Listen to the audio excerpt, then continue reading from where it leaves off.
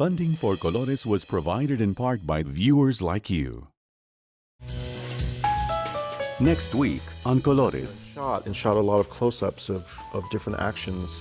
In this special Colores, editor Paul Barnes, who has collaborated with Ken Burns on some of PBS's most celebrated documentaries, shares how editing impacts a film, his experience creating the Vietnam War, and his love for storytelling.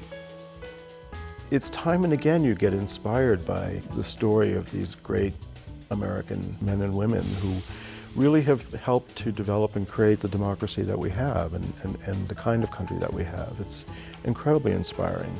And I think it's made me a better human being. It's all ahead on Colores. There's a sequence where the famous Editor Paul Barnes discusses bringing stories to life and the importance of history.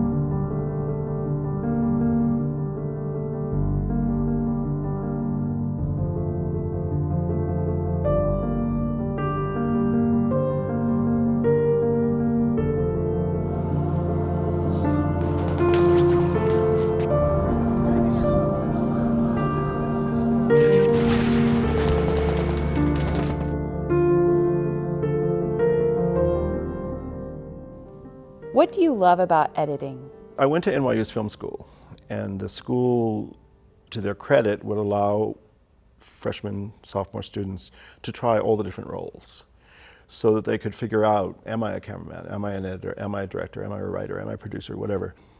So we were switching roles on these little tiny films we were making, 2-minute films, 3-minute films. And I suddenly discovered that I just loved being in the editing room. I loved taking the raw material that was shot and figuring out how to put it together to make it dramatic and dynamic or comic, or, you know, to make this raw footage that when you look at it often seems very dull, but then by the judicious editing of it, you can suddenly bring it to life. And I thought, this is fabulous. I just love doing this. I'm a bit of an introvert anyway. I'm not an extroverted character. And so the other roles in film, usually you had to be much more social and much more aggressive and much more interactive. And I'm not really that type of person. So I found that the role of the editor, because you are one person sitting in the dark like a mole and just doggedly, you know, cutting away and watching that screen hour after hour after hour, it just felt like a natural fit for me. And I get into this funny kind of Zen headspace in a way, where the world disappears, and honestly, all I can think of is what's in the screen. And I'm totally absorbed in that, and it's like, how do I make this work? What's the next shot I should go to? What's the best piece of music? Do I need a sound effect here to punch something in? Should I put in the close-up here? Is that the right image? And the wheels on my head are going like crazy. But there's something about the creativity of all that it's very satisfying to me. And when you see the end product, when you finish the scene and it's working well, and you've taken all the things that weren't working out, and all of a sudden the director's intention was coming through, the actor's intention was coming through, the story intention was coming through, it's very gratifying, it really is. And in terms of the craft role, you're the last person, the last creative person before it goes out to the audience, really, of major importance. And so what the audience is watching is what you, the editor, working with the directors, has finally decided this is the film. And there's something very nice about that, being the final, you know, creative collaborator to help achieve that goal. As technology has changed over the course of your career, has that changed your process? You know, actually not. I did used to cut on film, you know, with a blade splicer and tape to hold the shots together. It seems so primitive now, the way in which we used to edit, and I learned that way. You know, because I started to learn in the late 60s, early 70s. But when we switched over to electronic editing, I found it pretty seamless for me. I'm not a big computer person, so it took me a couple of months to learn the computer software and so forth that makes the editing process work. But once I got the hang of it, it was actually faster and easier, and I had time to try more things. And because I wasn't grappling with tape splices and broken sprocket holes and things like that, it actually enhanced the creativity for me, I think. So I think the advance in technology, in some ways it's like you look at many films now and you look back at a film made 30 years ago and you can feel that there's a difference, and I think that has a lot to do with the digital technology. I mean, there are people who romanticize the old days of cutting on film, but I'm not one of them. How can the art and style of editing change certain stories? First of all, the script is like a blueprint, and then the dailies are like raw material. They're not finished works in and of themselves. And if there's problems in the script, when you're in the cutting room, you can start to correct some of those things and make the story better. If an editor is really attuned to acting, they can see that, oh, in this particular scene, this actor is really much better than this one. And so I'm going to cut it just a little bit more towards this actor who's giving a better performance. And then it makes the scene a little more dramatic. And in fact, I as an editor, I feel like editors should study acting, because if they can notice the nuances of gesture and facial expression, then they can look at the takes a little more judiciously and really select what's best about that. And in documentary, it's all in the editing. Everything is so raw. I mean, if you watch some of the raw footage of Vietnam, it's like some of the sequences where they were shooting, in a battle area, there's a lot of dull stuff where the cameraman was hiding behind a tree and, following some troops, but nothing was happening. There's some distant shooting, but, and then every once in a while there'd be a little scuffle, a little skirmish, and, when you pull out all the dull stuff and figure out a way to put all the dynamic stuff together, it suddenly pops, and you can make the audience feel like they were really there by the way in which you cut it. One of the things that I learned in the war is that we're not the top species on the planet because we're nice. We are a very aggressive species. It is in us. And people talk a lot about how, well, the military turns, kids into, killing machines and stuff. And I'll always argue that it's just finishing school. What we do with civilization is that we learn to inhibit and rope in these aggressive tendencies, and we have to recognize them. I worry about a whole country that doesn't recognize it, because you think of how many times we get ourselves in scrapes as a nation because we're always the good guys. Sometimes I think if we thought that we weren't always the good guys, we might actually get in less wars. When's the time that you felt editing has helped tell the story in a more impactful way? For example, to go back to the Civil War, which was, the second film I worked on with Ken. Gettysburg is an important pivot in the war. And I think the way in which it was both written and then the way in which Ken and I cut it, and we had to rely on paintings, which is a difficult thing to do. But there are some very famous Gettysburg paintings. There's the Gettysburg diorama that is preserved at the park now. And we went there and shot a lot of close-ups of different actions from the battle. And I think the combination of the voices that related a part of the battle with the strong narrative that Jeff wrote, but in conjunction with the battle sound effects and then the quick cutting of even the painting images, it brought the battle to life in an incredibly interesting way. And Ken and I were both thinking, it's so hard to make paintings work. We were really scared. We thought we're not going to be able to do the Battle of Gettysburg really well. But I think by the great way in which his eye works to pull apart an image, so that you've got this big wide thing, but he zeroes in on this close-up and zeroes in on that close-up, zeroes in on the horse bucking, and zeroes in on this, or pans and does his moves. the combination of that and the way in which it's cut, it worked like gangbusters. Suddenly, the Union artillery on Cemetery Ridge and Little Round Top opened fire, and a great moan went up from the Confederate line. We could not help hitting them at every shot, a Federal officer recalled. As many as 10 men at a time were destroyed by a single bursting shell.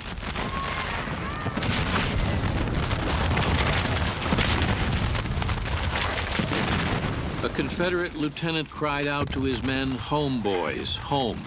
Remember, home is over beyond those hills." But if you looked at the raw paintings, you'd probably get bored. But you looked at them edited, and you suddenly felt like, I'm in the Battle of Gettysburg, and I am experiencing what those guys were experiencing. What are some things that stand out for you in your career as an editor when you look back?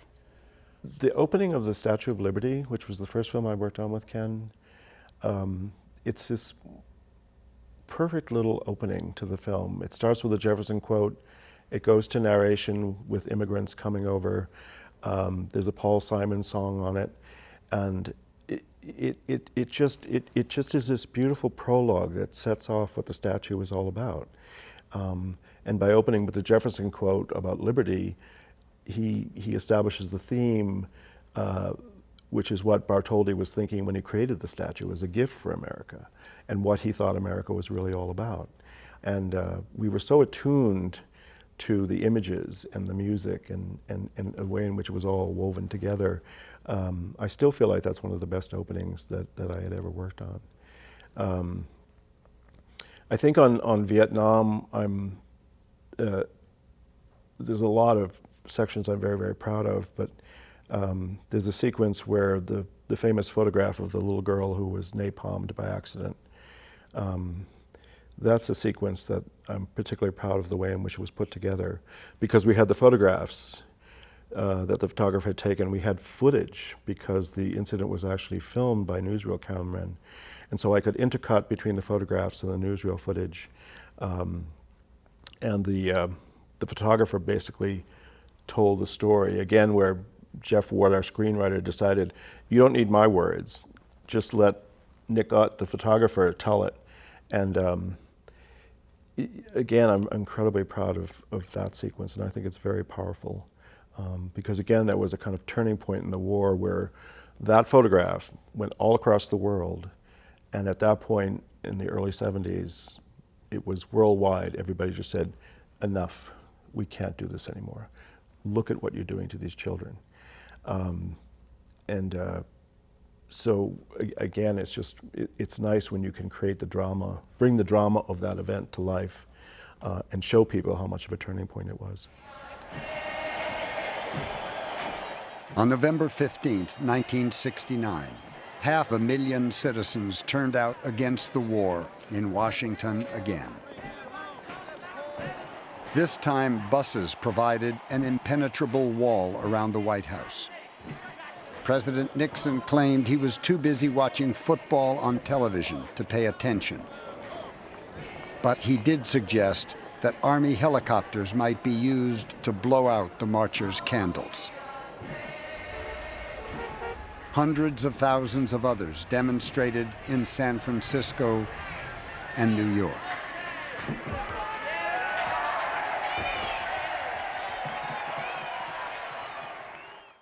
You're shaping how people see these stories. Does it have a personal significance to you that stays with you after it's done? I am so proud of the work I've done with Ken, because it combined for me the two things I love the most, which is film and history. I mean, it couldn't have been a more perfect job. I mean, my father was a history nut, and I grew up in a household where I was hearing stories about history constantly. He and my mother were Roosevelt Democrats, and, you know, Franklin and Eleanor could do no wrong, and I heard all about them. You know, we would sit down and watch documentaries together. I was born in '51, so I missed the war. The BBC did a series called The World at War, and my father said, let's watch this together because I want you to see what your mother and I, you know, had lived through in the '40s. And it was a great experience to do that with him. And I feel the same way. It's like I think Ken's work and the historical work that we have done on film, we get such great feedback from people who have those same kind of experiences where they watch them with their kids. The baseball series, for example, it's like there's so many stories of fathers and mothers, you know, watching the series with their sons and daughters year after year. I mean, it becomes a family ritual in a way. And Ken and I feel like the more the American public knows about the history, the better informed they are about what's happening in the future, what's happening now. And so it's very gratifying that the films are seen so widely. They're used in schools over and over again in history classes. And we get letters from the kids all the time about what they've learned and what struck them. So the body of work that he has created and my collaboration with him has been a very, very gratifying experience for me. I mean, I couldn't be happier with my career. And for yourself as an editor, what has been your goal in being involved with these projects? When you find a filmmaker who's committed to a certain subject and is so passionate about wanting to present it to an audience, and if I feel that from the filmmaker, then I want to help them. I want to help them achieve that goal. I've never felt myself capable of directing or creating a film from scratch on my own. I just don't quite have the personality or the passion to be able to do that. But to help someone else do it, it's incredible fun. And you know, when you get to see the filmmaker achieve that goal, and it's often not for them. It's like if I go back to an early film I did called No Maps on My Taps, about 3 black tap dancers who were getting old. The art of tap dancing was dying. This was in the early 80s. And the filmmaker, George Nierenberg, he was so in love with jazz tap, he wanted to make a film that might help preserve the art and maybe help revive the art. And I was so taken with his passion for this project, and I love dance anyway. And then when I saw some of the footage with the dancers, and they were amazing, I thought, yeah, I want to do this with you. I'm as committed as you are now. So let's do this and tell the story of these 3 guys and see if we can't get people interested in tap again. And it actually had that effect. I mean, there still is a revival of jazz tap dancing going on ever since George, you know, released that film in the early 80s. You know, a lot of tap dancers who are working now will say, I watched No Maps on My Taps and it inspired me. So when your work, you know, does that, it's just a great feeling, great feeling. You have for many years brought the human experience to these films and projects. How important is it to tell these stories? Oh, it's hugely important, I think. What Ken does that I love is, and as he describes it, he calls it emotional archaeology. It's like if you want people to learn history, make them feel it. So it's not just tell the facts and figures, but it's explore the underlying emotions of what was happening at the time with the individual characters, with the events. And if you can bring the feeling out, then it really hits an audience. And so that, you know, the experience of FDR having polio, I think you really feel that in the Roosevelt series. I mean, there are tons of moments in Vietnam that you're going to feel like gangbusters because you feel like you're in the Battle of Ia Drang, or you feel like you're on the street photographing the girl who got hit by napalm.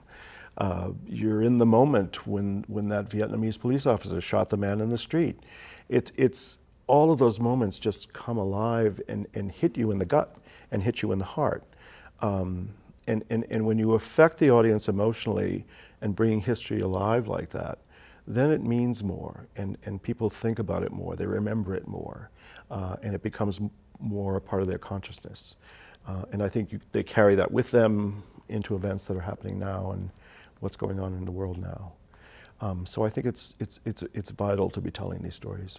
Is there a danger or ever a concern when you worry about the emotions that you're encouraging people to maybe feel while they're watching something? How do you think of that as an editor? There's actually a bit of a delicate balance, especially when you're dealing with a war film. There's so much blood and gore in this series. And luckily we had, you know, 2 female co-producers. Most of the males who were cutting, or myself and Ken, would be more inclined to include a little more gore, a little more blood and guts. And often at screenings, it would be Lynn and Sarah who would be saying, let's pull it back a little bit. You know, you've got 3 horrible shots in a row of someone getting horribly maimed. Let's just make it 2. and they would start to temper it, because, and the feeling was is that it was overkill. It was just, you know, we're going to turn the audience off because we're asking them to watch too much blood and gore. It's less is more. And I think that it was a very wise decision to constantly try to balance it, and balance it more in the direction of less rather than more. Leave a little more to the imagination. There was enough there that you could see and feel, and it hurt, that you didn't have to go overboard and just really rub it in people's noses. But again, in terms of editing, it's a delicate balance. But I was very, you know, Lynn and Sarah were incredibly helpful in that regard. And I think it just is a female perspective of, you know, I get it in the first shot. Thank you very much. I don't need to see any more. Sounds like an argument for some diversity in the film and television industry. Absolutely. Absolutely, yeah. What's significant about telling these stories on public television? First of all, you know, Ken is so, and myself, unbelievably grateful to PBS for supporting these projects all these years. You know, you guys give us total freedom. It's like carte blanche. It's you don't fight us on subject matter. You don't fight us on editorial content. You don't have commercials that breaks up, you know, the intensity of the storyline. And the support has been just incredible. And the fact that not only are they broadcast to a wide audience all across the country, millions of people get to see these, but then they have this wonderful educational outreach program that's attached to every one of our projects. And so they develop teaching materials that go out to schools so that the schools can then use segments from the films as a part of the history classes that are done in schools. And so they get used. It's not just a one-time viewing, but there's an intention that it lives on as a real educational tool. And if that's one of the missions of PBS, to be an educational television station, that's perfect. And we're so happy to be a part of that, honestly. You know, in the early 90s, I co-produced the film on Elizabeth Cady Stanton and Susan B. Anthony with Ken called Not For Yourselves Alone. And we still get letters from, you know, junior high school girls writing to us and saying, I didn't know women couldn't vote back then. You know, I didn't know that Susan B. Anthony was trying to get equal pay for equal work in 1850. You know, so when you get those responses from, you know, kids who are in school now, it's wonderful. It's in many ways it's more a reason why we make the films than the broadcast itself. You know, that they live on and as an educational tool. As an editor, you spend all this time with other people's stories and looking back at history, people's stories now, people's stories in the past.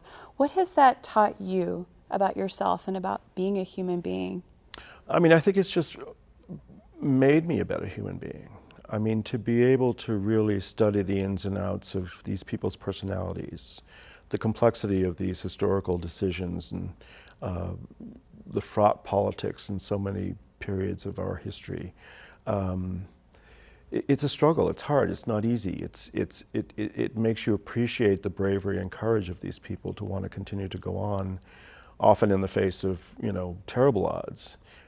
For Lincoln to have been able to figure out how to pull that divided country together in a certain way, to watch FDR, you know, lead the country through the Depression and World War II while he was crippled from here down, and hiding that at the same time because he didn't think people would have faith in him if they thought he was as disabled as he really was. It's time and again you get inspired by the story of these great American men and women who really have helped to develop and create the democracy that we have and the kind of country that we have. It's incredibly inspiring. And I think it's made me a better human being across the board. I'm much more compassionate, I'm much more empathetic, I'm much more willing to look at the gray areas of things and not immediately go to the white or black of any issue, to want to see what the other side's point of view is, to figure out a compromise. I think all those things history can teach you. And so, yeah, it's been a great journey in that regard. So I do feel like it's made me a better person. It was so nice to talk with you about editing and your process and your career. Thank you so much for being here today. Oh, it's my pleasure. Thank you so much for having me.